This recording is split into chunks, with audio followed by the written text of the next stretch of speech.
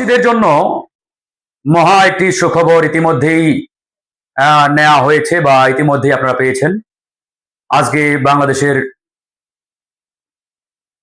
এই নির্বাচিত সরকারের প্রবাসী কল্যাণ প্রতিমন্ত্রী জনাব নুরুল হক নূর, গণ অধিকার পরিষদের সভাপতি, তার উদ্যোগে আজকে একটি গুরুত্বপূর্ণ সিদ্ধান্ত নেওয়া হয়েছে। ইতিমধ্যে আপনারা জানেন যে আমাদের বিশ্বের বিভিন্ন দেশে প্রায় 2 কোটিরও বেশি প্রবাসী অবস্থান করেন, বসবাস করেন। কিন্তু এই প্রবাসীদের দুর্দশার কোনো শেষ নেই। নানান অভিযোগ অনুযোগ প্রতিনিয়ত আমরা গণমাধ্যম, মিডিয়া কিংবা খবরের কাগজে আমরা প্রতিনিয়ত দেখি। বিশেষ করে আমাদের প্রবাসীদের সাথে আমাদের বিদেশের যে হাই কমিশন বা দূতাবাসগুলো রয়েছে, ওই দূতাবাস কিংবা হাই কমিশনের কর্মকর্তা কর্মচারীরা অত্যন্ত খারাপ আচরণ করেন, বাজে ব্যবহার করেন।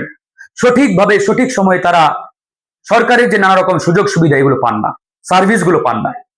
এমনকি বিমানবন্দরগুলোতে তারা গরু ছাগলের মতো আচরণের শিকার হন। সবচাইতে মর্মান্তিক যেটা, এই যে বিদেশিরা রক্ত ঘাম মাথার ঘাম পায়ে ফেলে বিদেশে কষ্ট অর্জিত টাকা বাংলাদেশে তারা রপ্তানি করে বা রেমিটেন্স পাঠায়, এই রেমিটেন্সের টাকা দিয়ে বাংলাদেশ চলে, আমাদের অর্থনৈতিক টাকা গতিশীল কিংবা সচল। অথচ এই প্রবাসীদের নিয়ে বিগত কোন সরকার সেভাবে কোনো উদ্যোগ গ্রহণ করে নাই কিংবা তাদেরকে মূল্যায়ন করে নাই। সবচাইতে মর্মান্তিক যে ঘটনা, যে প্রবাসীরা বিগত সময়ে আপনারা জানেন বিদেশের মাটিতে কেউ যদি মারা যায়, তাদের লাশটা ব্যক্তিগত খরচে বিদেশ থেকে নিয়ে আসা হতো। এর চাইতে প্যাথেটিক মর্মান্তিক আর কোনো ঘটনা হতে পারে না। তো যাই হোক, আমরা গণ অধিকার পরিষদ, আমাদের প্রবাসী যে সংগঠন প্রবাসী অধিকার পরিষদ, দীর্ঘদিন আমরা আন্দোলন করেছি এই বিষয়টি নিয়ে। তারপরে বিগত সরকার একটা ছোটখাটো উদ্যোগ নিয়েছিল সরকারি খরচে লাশটা বাংলাদেশে আনার জন্য, কিন্তু সেটাও সীমিত পরিসরে।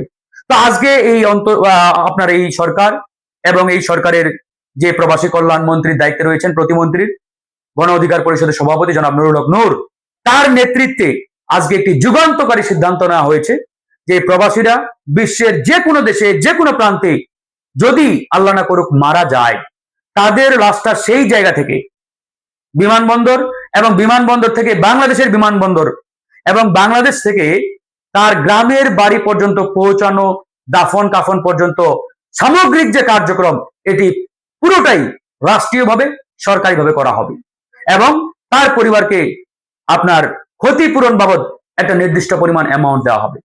এই যে একটা মহতি উদ্যোগ, এই উদ্যোগটি নেওয়া হয়েছে আজকে, আপনারা সবাই ইতিমধ্যে গণমাধ্যমে দেখেছেন। তো ইনশাআল্লাহ আমরা এই প্রবাসী ভাই বোনদের জন্য গণ অধিকার পরিষদ দীর্ঘদিন ধরে লড়াই করেছি, সংগ্রাম করেছি। এখন আল্লাহ একটি সুযোগ দিয়েছেন, আমরা এই সুযোগটাকে কাজে লাগিয়ে ইনশাআল্লাহ আমাদের এই কার্যক্রম আমরা চলমান রাখবো। প্রবাসী ভাই বোনদের আর হতাশার দিন নেই, কষ্টের দিন নেই। আগামীতে হয়তো তাদের জন্য আনন্দের দিন অপেক্ষা করছে।